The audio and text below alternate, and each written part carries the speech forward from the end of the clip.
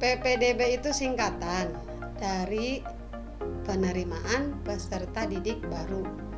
Itu istilah yang sekarang digunakan. Sebelumnya istilahnya itu PSB, bukan PSBB ya. PSB itu penerimaan siswa baru. Intinya proses di mana sekolah-sekolah mendapatkan siswa barunya. Jadi misalnya SMP dapat dari siswa yang mantan SD kelas 6, SMA proses untuk mendapatkan siswa yang mantan kelas 9 gitu. Iya, ramai terus. Karena begini, PPDB itu biasanya orang tua terutama punya semacam cita-cita ya, atau target ya. Siswa juga punya target untuk memasuki atau mendaftar di sekolah yang diinginkan. Nah, yang namanya diinginkan kan tidak selamanya keinginan itu terwujud ya.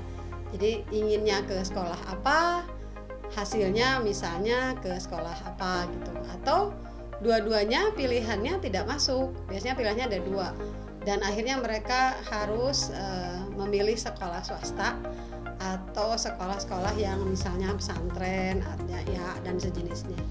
Jadi pasti rame karena ya namanya itu tadi, keinginan tidak selamanya menjadi kenyataan. Kenapa bisa begitu? Ya secara logika anak yang mendaftar itu biasanya lebih banyak dari anak-anak yang harus diterima atau kuota dari sekolah tersebut.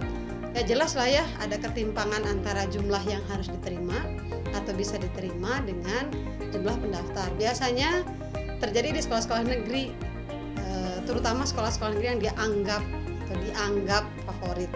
Jadi misalnya sebuah sekolah SMP dengan kuota 300 orang misalnya satu angkatan, tetapi yang mendaftar bisa 700 bahkan bisa 1000 pendaftar. Mau tidak mau sistem itu harus dijalankan, sistem seleksi itu ya, sistem PSB atau PPDB itu. Masa 1000-1000-nya diterima, kan tidak mungkin. Nah, itulah yang disebut dengan seleksi PPDB yang jadi ramai akhirnya, merasa ini tidak pantas, merasa ini kenapa saya nggak bisa masuk dan lain-lain. Kalau zaman dulu itu ada seleksi nilai, biasanya yang saya tahu itu pakai NEM ya. Oh iya, NEM, nilai EBTANAS ya, nilai EBTANAS murni. Itu zaman saya SD ke SMP tahun 1985. Aduh, ketahuan ya umurnya. Tapi sebelumnya saya ingat kakak saya itu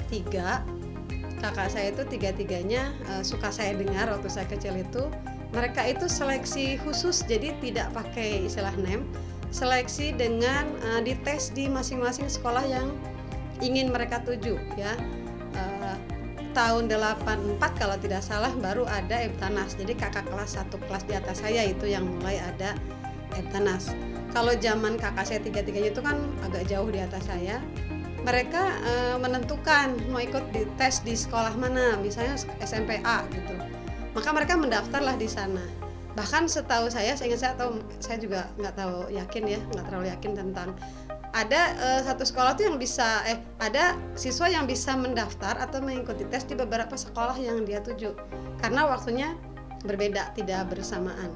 Nah, mulai tahun 84 tolong nanti dikoreksi ya, saya juga lupa. Seingat saya kakak kelas saya itu mulai ada EBTANAS, dan itu SD itu hanya 5 pelajaran yang diteskan. Kalau tidak salah itu Pancasila apa dulu mah namanya, pendidikan moral Pancasila. Kemudian bahasa Indonesia, matematika, IPA dan IPS kalau tidak salah.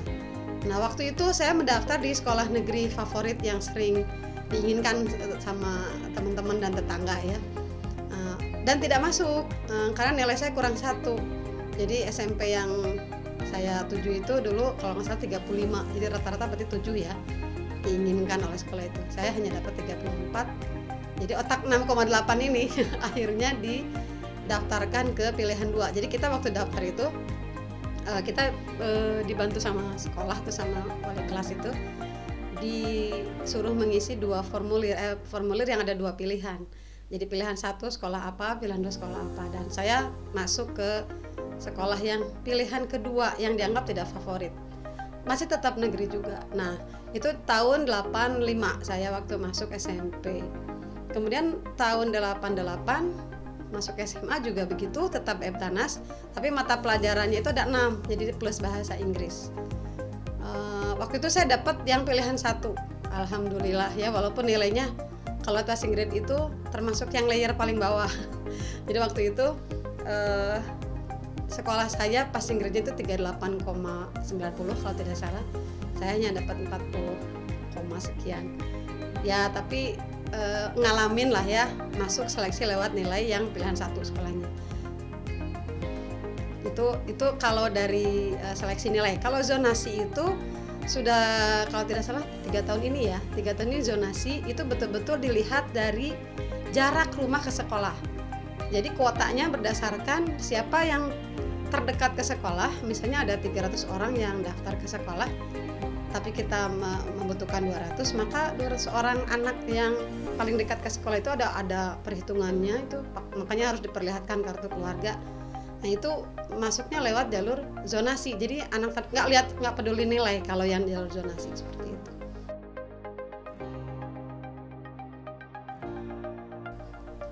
Ya ini pertanyaan yang ini cukup ramai ya di kalangan guru saat awal ada zonasi.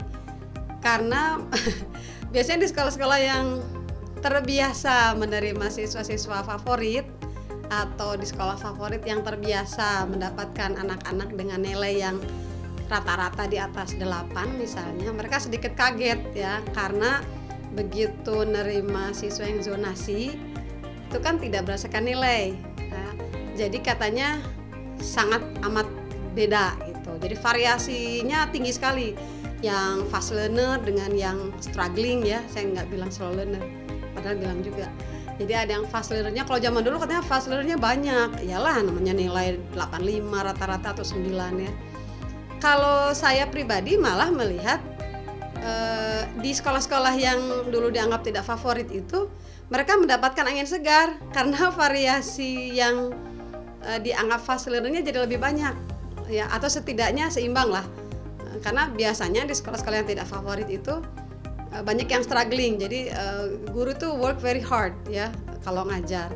Nah beberapa teman yang memberikan komentar enak juga di zonasi itu biasanya dari sekolah-sekolah yang biasanya dulu tidak difavoritkan. Tapi karena dengan zonasi ini saya berharap sih tidak ada lagi sekolah favorit ya, sehingga jadi pada ngantri atau melakukan banyak cara gitu ya untuk bisa diterima di skala favorit. Walaupun masih ada aja ya, namanya manusia kali ya, kita kan bukan malaikat.